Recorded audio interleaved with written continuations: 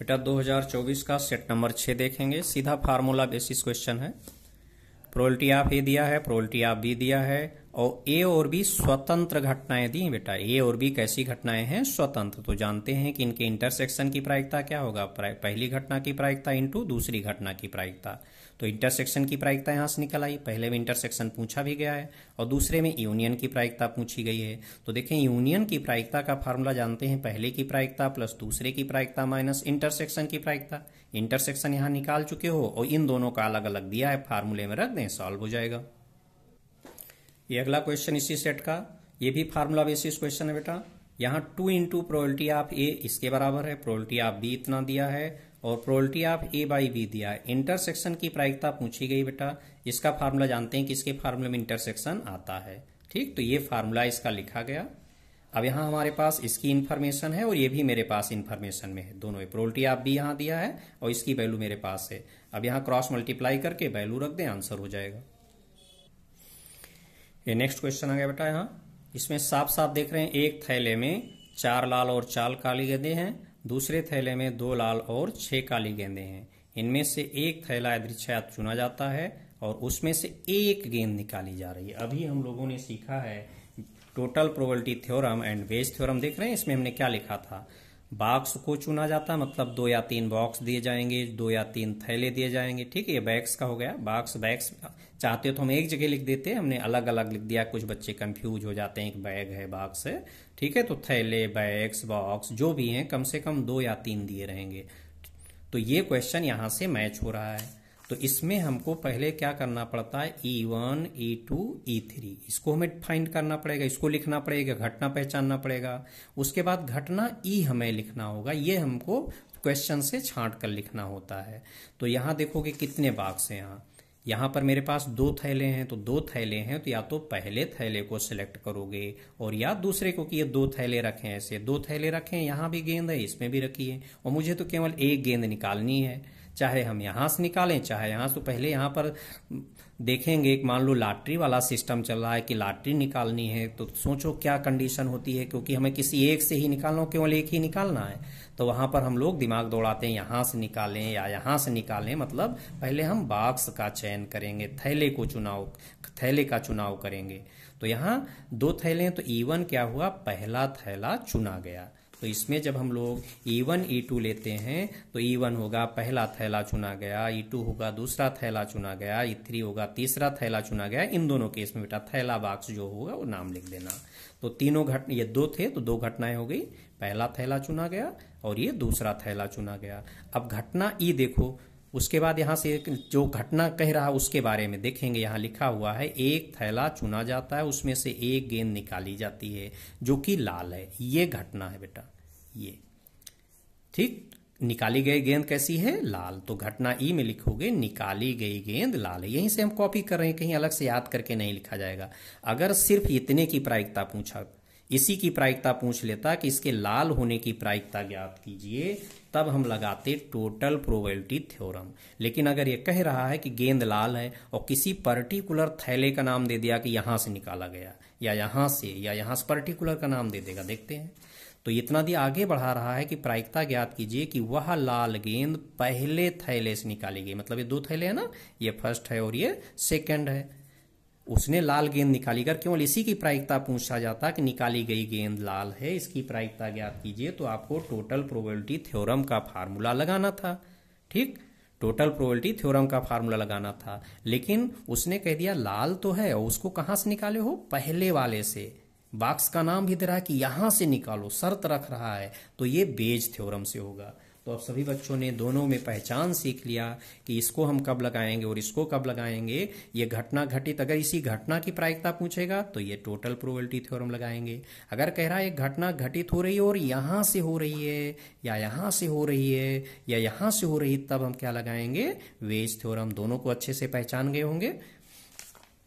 तो इसमें probability of E1 देखें बेटा, यहां इसकी प्रायिकता तो दिया नहीं गया है, तो जितने यहां थैले हैं प्रायिकता में 1 उतना 2 थैले हैं तो इसकी E1 और E2 दोनों की प्रायिकता 1/2 हो जाएगी। 3 होते तो सबकी प्रायिकता 1/3 हो जाती, 4 होते तो 1/4 हो जाती। तो E1 की प्रायिकता 1/2, E2 की प्रायिकता 1/2। अब यहां पर देखोगे, इसको जब हम लोग लिखते हैं, अब हमें यहां पर जाना है, इसको विशेष सतर्क हो जाना है। यहां ये नीचे रहेगा, E ऊपर रहेगा, ये घटना सदैव ऊपर रहेगी। तो यहां क्या लिखोगे, प्रोबेबिलिटी ऑफ E/E1। तो यहां जाकर के यही वर्क करना हमको, इस वाले में यहां जाना है E1 में, मतलब पहले थैले में जाना है। ये पहला थैला है ना, ये पहला थैला, 4 लाल हैं और 4 काली हैं, 4 रेड हैं और 4 ब्लैक हैं पहले थैले में। और दूसरे थैले में 2 रेड हैं और 6 ब्लैक हैं। ये पहले थैले में जा रहे हो, E/E1 पहले थैले में गए। यहां जाकर के ये घटना घटित करना हमको, यहां जाकर के E का मतलब हमें क्या चाहिए, E का मतलब चाहिए हमें लाल। तो पहले थैले में कितनी लाल है बेटा, 4 लाल गेंदे हैं, तो टोटल तो 4 हो गया। और बटे टोटल यहाँ कितनी गेंदे हैं पहले थैले में, 4 और 4 8, तो 4/8।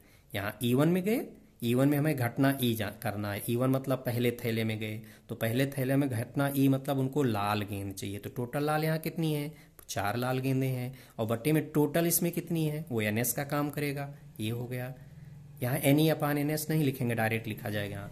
अब इसी तरह से ये यहाँ जो घटना E है ऊपर रहेगा बेटा। जब भी इसको लगाएंगे बेस थ्योरम या टोटल प्रोबेबिलिटी थ्योरम, तो पहले इन सबकी घटना प्रायिकता निकालोगे, E1 E2 E3 की, उसके बाद E/E1 E/E2 E/E3 इन सबकी प्रायिकता निकालोगे। तो E/E2 की प्रायिकता निकालोगे, मतलब अब दूसरे थैले में जाना, यहाँ जाना हमको यहां जाके घटना E घटित करानी। घटना E में हमें क्या चाहिए, लाल गेंद। कितनी लाल गेंदे बेटा, यहाँ 2 गेंदे हैं तो 2 हो गया। और बट्टे में टोटल इसमें कितनी है, यहाँ भी देखो 2 और 6 8 हो गया। तो इसका 1/4 आ गया। बेस थ्योरम के प्रयोग से अब ये फार्मूला रटने का तरीका सीखो। बेस थ्योरम को रटने का तरीका है बेटा, यहां देख लेना कहां से निकाला गया है, किस समूह से, पहले थैले से। पहले थैले मतलब E1 वाले को। तो E1 वाले को यहां पलट के लिख देना है, इसी को हमें पलट के लिख देना। प्रोबेबिलिटी ऑफ E1/E बराबर लगा दो, बराबर में फिर इसी को पलटोगे, तो क्या मिलेगा, प्रोबेबिलिटी ऑफ E/E1। अब यहाँ नीचे क्या लिखा है, E1, तो E1 का यहाँ गुणा कर दोगे। बताओ बेस थ्योरम में शुरुआत कहां से करोगे, यहाँ क्या लिखोगे, देखना क्या लिखा है, कहां से घटना घटित हो रही, किस समूह की बात कर रहा है, पहले समूह की। तो पहले समूह वाले को ये पलट दो, जो यहाँ E/E1 E/E2 निकालो, इसको पलट दो। दूसरे से कहता है तो हम इसको पलट देते। इसके बाद फिर से इसी को रिवर्स करके यहाँ लिखोगे। अब यहाँ नीचे E1 है तो E1 की प्रायिकता के यहाँ इंटू कर दो, और अपान में तो टोटल होगा, यहाँ इसका और इसका इंटू लिखेंगे, फिर प्लस इसका और इसका इंटू करेंगे। प्रोबेबिलिटी ऑफ E1 का इंटू यहां करेंगे E/E1 वाले में, और प्रोबेबिलिटी ऑफ E2 का इंटू यहां करेंगे और दोनों को जोड़ लेंगे। देख रहे हैं, प्रोबेबिलिटी ऑफ E1 का इंटू किया E/E1 की प्रोबेबिलिटी में, प्लस प्रोबेबिलिटी ऑफ E2 का इंटू किया E/E2 की प्रोबेबिलिटी में, सब यहां जुड़ता चला जाएगा। अब सबकी वैल्यू रख दें, सबके पास यहाँ रिजल्ट है। प्रोबेबिलिटी ऑफ E1 हमारा 1/2 है, E/E1 निकाले हैं, ये भी 1/2 आया है। Probability of E1 half, E/E1 की प्रोबेबिलिटी हाफ, प्लस E2 की प्रोबेबिलिटी हाफ, और E/E2 की प्रोबेबिलिटी 1/4। अब इसको कैलकुलेट कर लें, बहुत सावधानी से कैलकुलेशन करना, कैलकुलेशन ना गलत करना, क्योंकि प्रोबेबिलिटी में कैलकुलेशन ज्यादा नहीं है, केवल इसको पहचानना ही मेन है, फार्मूला पहचानना, वो मैं अच्छे से बता रहा हूं। कैलकुलेशन में छोड़ता जा रहा हूं, ये मान के कि आप लोग कैलकुलेट कर लेंगे। ये बेटा 2024 का 7वां सेट है, फार्मूला बेसिस क्वेश्चन है। प्रोबेबिलिटी ऑफ ए गिवन है, प्रोबेबिलिटी ऑफ बी गिवन है, और दोनों घटनाएं हमें प्रश्न में लिखा है कि दोनों घटनाएं स्वतंत्र हैं। स्वतंत्र घटनाएं हैं तो इनके इंटरसेक्शन की प्रायिकता बराबर पहली घटना की प्रायिकता इंटू दूसरी घटना की प्रायिकता, तुरंत निकाल लें। हमें इंटरसेक्शन की प्रायिकता बतानी भी है और यूनियन की भी प्रायिकता बतानी है। तो यूनियन की प्रायिकता चाहे जैसी घटना हो, स्वतंत्र हो, कोई किसी भी तरह की घटना हो, अगर यूनियन की प्रायिकता पूछी है तो जो हमारा बेसिक फार्मूला मैंने लिखाया था एडिशन थ्योरम में, पहली घटना की प्रायिकता प्लस दूसरी घटना की प्रायिकता माइनस इंटरसेक्शन की प्रायिकता, देख रहे हैं ये एडिशन थ्योरम। अगर यूनियन की प्रायिकता बतानी है तो यही फार्मूला लगा दें। अब यहाँ इंटरसेक्शन की प्रायिकता हम लोग निकाल चुके हैं, देख रहे हैं, और ये यूनियन का पूछ रहा है। तो ए की प्रायिकता मेरे पास है, बी की मेरे पास है, और इंटरसेक्शन की जरूरत थी वो निकाल चुके हो। क्यों गुणा कर लिया, क्योंकि घटनाएं स्वतंत्र हैं। अगर घटनाएं स्वतंत्र हैं तभी इंटरसेक्शन की प्रायिकता दोनों की प्रायिकता के गुणा के बराबर लिखा जाएगा, अदरवाइज मत लिख देना। अब कैलकुलेशन निकाल लेंगे। इसी सेट का अगला क्वेश्चन बेटा, कई बार इस तरह के क्वेश्चन रिपीट हुए हैं। देख रहे हैं कि एक परिवार में 2 बच्चे हैं, ज्ञात हो कि बच्चों में से कम एक बच्चा लड़का है।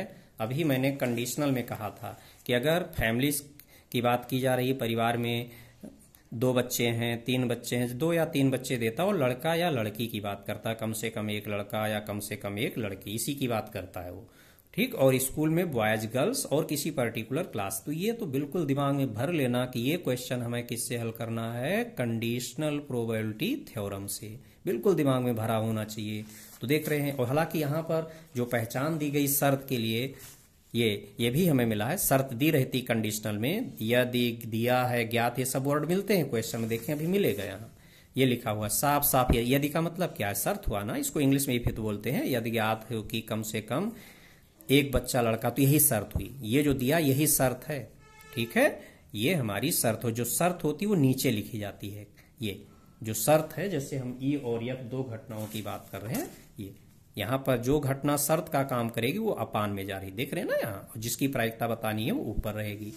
तो यहां पर पहले तो हमें सैंपल स्पेस लिखना पड़ेगा। परिवार की बात हो रही है, 2 बच्चे हैं, किसी परिवार में 2 बच्चे हैं, तो बच्चों में बेटा लड़का और लड़की दोनों आता है।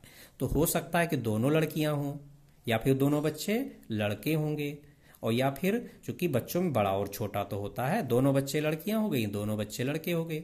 किसी ने कह दिया कि उसके 2 बच्चे हैं, तो अगला प्रश्न ही कहता है दोनों लड़के हैं कि दोनों लड़कियां हैं, ठीक। अगर उसने कहा नहीं एक लड़का और एक लड़की है, तो अगला क्वेश्चन क्या होगा, बड़ा लड़का है कि लड़की बड़ी है। तो यहाँ लड़का बड़ा, लड़की छोटी, लड़की बड़ी, लड़का छोटा, 4 केस बने। दोनों लड़कियां हो सकती हैं, दोनों लड़के हो सकते हैं, बड़ा वाला बच्चा लड़का, दूसरा वाला लड़की, बड़ी वाली लड़की, दूसरा वाला लड़का। यहाँ लिख दिया ना कि जी का मतलब गर्ल लिखना पड़ेगा और बी का मतलब बॉय, ये लिखना जरूरी बेटा। अब यहाँ जो घटना है ये हमें लिखना पड़ेगा, क्योंकि 2 घटनाएं हो रही हैं। एक घटना दी गई है कि ये जो ज्ञात है लिखा, बच्चों में कम से कम एक बच्चा लड़का है, ये एक घटना हो गई। और दूसरी घटना है दोनों के लड़का, मतलब दोनों बच्चे लड़के हैं, ये दूसरी घटना हो गई। साफ साफ यहीं से क्वेश्चन से मिल रहा है, हम कुछ याद नहीं करेंगे। तो पहली घटना ई हो गई, यहां लिख दिया जाएगा घटनाएं इसमें, ठीक है, डैश कर देना। ई, बच्चों में से कम एक बच्चा लड़का है, और एफ में दोनों बच्चे लड़के हैं। तो ई में आ गया हमारा कम से कम एक बच्चा लड़का, मतलब कम से कम एक जगह बी लिखा होना चाहिए। तो यहाँ कोई भी नहीं है, मत लिखना, या तो कम से कम एक बी चाहिए, एक बॉय, तो यहाँ दोनों बॉय बिल्कुल चल जाएगा। कम से कम एक बॉय का मतलब या तो एक बॉय हो या 2 बॉय, तो ये हो जाएगा। यहाँ भी एक बॉय है, और यहाँ तो ये मेंबर और ये मेंबर। जो घटना ई और एफ छांटते हो कंडीशनल में दोनों घटनाएं इसी एस के अंदर से लिखी जाती हैं। तो घटना ई में आ गया ये तीनों मेंबर, कोई भी पहले कोई भी बाद में लिख दे, क्रम का कोई महत्व तो नहीं। तो यहां पर हमने क्या लिख लिया, बी कामा जी लिख लिया, जी कामा बी लिख लिया, बी कामा बी, इन तीनों को हमें लिखना है। कम से कम एक लड़का चाहिए, तो कम से कम एक लड़का, यहाँ कम से कम एक का मतलब क्या होगा, या तो एक या दो ही बच्चे तो हैं, तो या तो एक लड़का हो या दोनों लड़कियां, सॉरी, या तो एक लड़का हो या दोनों लड़के हों, या एक लड़के और यहाँ दोनों लड़के। और एफ में इनको क्या चाहिए, दोनों बॉय चाहिए, तो उसमें बी कामा बी हो गया। अब इंटरसेक्शन में देखोगे बेटा, तो यहां पर ई और एफ का इंटरसेक्शन निकाल लेना, हमने डायरेक्ट लिख दिया है। इंटरसेक्शन में क्या है, यही तो कॉमन जाएगा, बी कामा बी। अब probability of E intersection F, किसी घटना की प्रायिकता का क्या फार्मूला बताया, घटना ई की प्रायिकता क्या होगा, ई में नंबर ऑफ एलिमेंट्स और बटे सैंपल स्पेस एस में नंबर ऑफ एलिमेंट्स। तो ई इंटरसेक्शन एफ की प्रायिकता क्या होगी, ई इंटरसेक्शन एफ में कितने एलिमेंट हैं, 1, और बटे एनएस में 4 मेंबर है। और प्रोबेबिलिटी ऑफ ई क्या होगा, एन ई अपान एन एस, ई में कितने मेंबर हैं, 1 2 3, इसको 1 मानोगे, पूरा पेयर है, और एनएस में 4 है, पूरा पेयर 1 माना जाएगा। एक रिजल्ट हुआ, एक परिणाम है। अब यहां पर हमें क्या बताना है, जिसकी प्रायिकता बतानी है वो ऊपर रहेगा। लड़का होने की प्रायिकता चाहिए, लड़का वाली को हमने घटना माना है एफ, तो यहाँ प्रोबेबिलिटी इसी में, यहाँ यहीं गलत होगा, यहीं पर ई एफ में गलती कर बैठोगे। जिसकी प्रायिकता पूछी गई वो घटना ऊपर रहेगा। किसकी पूछी, लड़का होने की प्रायिकता, ये दोनों के लड़के, दोनों लड़के होने की प्रायिकता, दोनों लड़के को क्या माने, वो दोनों लड़के हैं, इस घटना को मैंने एफ माना है, तो यहाँ एफ ऊपर रहेगा और ई नीचे रहेगा। अब फार्मूला तो याद हो गया होगा, इनके इंटरसेक्शन की प्रायिकता ऊपर रहेगी और इसकी प्रायिकता नीचे जाएगी। वैल्यू यहाँ से रख लें, कैलकुलेट कर लें। ये बेटा इसी सेट नंबर 7 का अगला क्वेश्चन है, एक पासे को 2 बार उछाला गया और प्रकट हुई संख्याओं का योग 6 पाया गया। देखें अभी हमने यहाँ लिखा था कि 2 पासे उछाले गए या एक पासे को 2 बार उछाला गया, और किसकी बात करेगा, योगफल की बात करेगा। कुछ ना कुछ यहाँ बात करता है वो इस तरीके से। तो ये किसका क्वेश्चन होता है, कंडीशनल का। हालांकि ये हमें मिल जाता है, अभी मिलेगा, इस तरह से पहचान मिलेगी इसमें। और प्रकट हुई संख्याओं का योग 6 पाया गया, संख्या 4 के न्यूनतम एक बार प्रकट होने की। साफ साफ इसने लिखा है कंडीशनल प्रोबेबिलिटी, क्वेश्चन में ही लिख दिया कि कंडीशनल प्रोबेबिलिटी चाहिए। एक पासे को 2 बार उछाले हो, तो यहाँ पूरा सैंपल स्पेस यहाँ लिखा जाता है। जब भी कंडीशनल का क्वेश्चन होता है बेटा, तो यहाँ सैंपल स्पेस से ही सारी चीजें छाटी जाती हैं, दोनों घटना इसी के अंदर से निकाली जाती हैं। तो यहाँ पर हमको ई चाहिए और एफ चाहिए, ठीक। एनएस तो हमारे पास एक पासे को 2 बार फेंक रहे हो, स्वतंत्र घटना तो है नहीं कि स्वतंत्र घटना के केस हो, तो एनएस में 6 गुणे 6 हो गया। लिखना चाहो तो पूरा लिख सकते हो। कैसे लिखोगे पूरा, 1 कामा, ये पहले पासे पर 1 से 6 तक, दूसरे पर 1 से 6 तक, तो 1 कामा 1, 1 कामा 2, 1 कामा 3, 1 कामा 4, 1 कामा 5, 1 कामा 6, 2 कामा 1, 2 कामा 2, 2 कामा 3, 2 कामा 4, 2 कामा 5, 2 कामा 6, 3 कामा 1, 3 कामा 2, 3 कामा 3, 3 कामा 4, 3 कामा 5, 3 कामा 6, 4 कामा 1, 4 कामा 2, 4 कामा 3, 4 कामा 4, 4 कामा 5, 4 कामा 6, 5 कामा 1, 5 कामा 2, 5 कामा 3, 5 कामा 4, 5 कामा 5, 5 कामा 6, 6 कामा 1, 6 कामा 2, 6 कामा 3, 6 कामा 4, 6 कामा 5, 6 कामा 6, ये यस हो जाएगा। काउंट करोगे 36 मेंबर आएगा, लिखने की उतनी जरूरत नहीं, बहुत बड़ा हो जाएगा। सीधे एनएस बराबर 6 गुणे 6 लिख दो। ई में क्या है, प्रकट हुई संख्याओं का योगफल 6, यहाँ लिखा है ना, वही लिख दिया गया। और एफ में यहाँ से संख्या 4 के न्यूनतम एक बार प्रकट होना, ये लिख गया। संख्या 4 न्यूनतम एक बार प्रकट हुई है, सेंटेंस थोड़ा ढंग से बना लेंगे। अब यहां पर हम इन दोनों इवेंट को लिखेंगे, क्योंकि ये 5 नंबर का क्वेश्चन है, हम लिखेंगे। यही क्वेश्चन पीछे मैं सॉल्व करा चुका हूं, डायरेक्ट करा दिया था, 2 नंबर का था तो छोटा करा दिया था। ई में संख्याओं का योगफल 6 चाहिए, तो देखोगे पहले पर 1 2 3 4 5 6, ये पहले पासे पर है, हमें 6 चाहिए। 1 में क्या जोड़ें कि 6 आ जाए, तो 5। अब यहाँ 2 में अब एक एक कम करते जाओ, यहाँ 4 3 2 1, ठीक। अब उसके बाद 0 तो होता नहीं, तो क्या आ गया, 1 कामा 5, 2 कामा 3, ऐसे पहले लिख दिया, 1 2 3 4 5 6 लिखते चले गए। हमें योगफल 6 चाहिए, तो ये 1 में हम क्या जोड़ें कि 6 आ जाए, 5। अब इसके बाद यहाँ एक एक कम कर जाना, 4 3 2 1, तो 1 कामा 5, 2 कामा 4, 3 कामा 3, 4 कामा 2, 5 कामा 1 आ गया। अब यहाँ 0 मत लिख देना, क्योंकि 0 होता कहाँ है पासे पर। ये हो गया ई। संख्या 4 न्यूनतम एक बार प्रकट हुई है, तो इसका हम लिखना सिखा रहे हैं। पिछले में तो मैंने इंटरसेक्शन डायरेक्ट निकाल दिया था, इसको लिखना सीख रहे। न्यूनतम एक बार का मतलब 2 पासे हैं, तो या तो पहले पास एक काम करो कि पहले पासे पर 4 ले लो, ये पहला पासा इस पर 4 आ गया, तो दूसरे पासे पर 1 2 3 4 5 6 आएगा। या दूसरा केस क्या होगा, दूसरा केस ये होगा, 2 पासा है ना, दूसरे पासे पर 4 आ गया, तो पहले पर 1 2 3 4 5 6, ये पॉसिबिलिटी है कि कम से कम एक बार संख्या 4 चाहिए, तो या तो पहले पर आ जाए या फिर दूसरे पर। तो यहां पर हमने दूसरे पासे पर 4 लिया है, ये वाला लिखा है। दूसरे पर 4, पहले पर 1 से 6, तो 1 कामा 4, 2 कामा 4, 3 कामा 4, 4 कामा 4, 5 कामा 4, 6 कामा 4 लिखा गया यहां तक। अब ये पहले पर 4 है, तो दूसरे पर 1 से 6 तक, तो 4 कामा 1, 4 कामा 2, 4 कामा 3, 4 कामा 4 हम वहां लिख चुके हैं, तो दोबारा रिपीट नहीं करेंगे। देखें ये 4 कामा 1 लिखा गया, 4 कामा 2, 4 कामा 3 लिखा गया। 4 कामा 4 क्यों छोड़ दिया, क्योंकि हम पहले लिख चुके हैं यहाँ पर। फिर 4 कामा 5, फिर 4 कामा 6, एफ आ गया।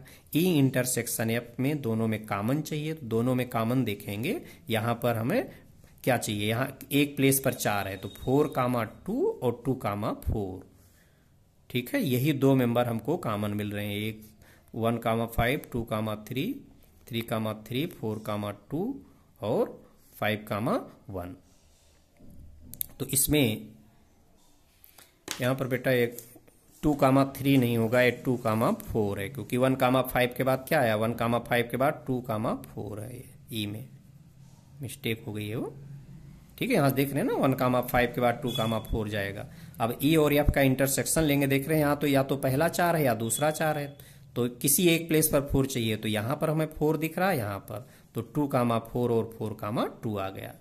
अब ई इंटरसेक्शन एफ हमको प्रायिकता चाहिए, देख रहे हैं किसकी प्रायिकता हमको निकालना है, संख्या 4 के न्यूनतम एक बार प्रकट होने की सह प्रतिबंध प्रायिकता। इसमें संख्या 4 वाले में जो मान्य हो, ये ऊपर जाएगा, एफ वाला नीचे ऊपर जाएगा। ये जिसकी प्रायिकता पूछी गई है, जिसकी कंडीशनल प्रोबेबिलिटी पूछी गई ऊपर रहता, मतलब प्रोबेबिलिटी आप संख्या 4 वाला कह रहे हो तो संख्या 4 न्यूनतम एक बार, इसको हमने एफ माना तो एफ ऊपर हो जाएगा, ई जाएगा नीचे। इनके इंटरसेक्शन की प्रायिकता चाहिए और इसकी प्रायिकता चाहिए। एफ की प्रायिकता की यहाँ हमें जरूरत नहीं, दोनों के इंटरसेक्शन का चाहिए और ई वाला चाहिए।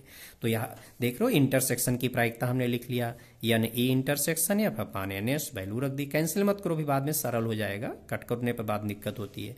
अब हमें किसकी प्रायिकता चाहिए? एफ की हमें नहीं जरूरत, हमें ई की जरूरत है। तो ई की प्रायिकता क्या हो जाएगी? एन ई अपान एन एस। एन ई यहाँ से काउंट कर लें, 1 2 3 4 5 और एन एस हो गया 36। अब यहाँ पर इसी में गलत कर देते हैं बच्चे कि यहाँ एफ लिखना है कि यहाँ ई। तो याद रखें यहाँ कौन सी घटना लिखेंगे? जिसकी कंडीशनल प्रोबेबिलिटी पूछी है।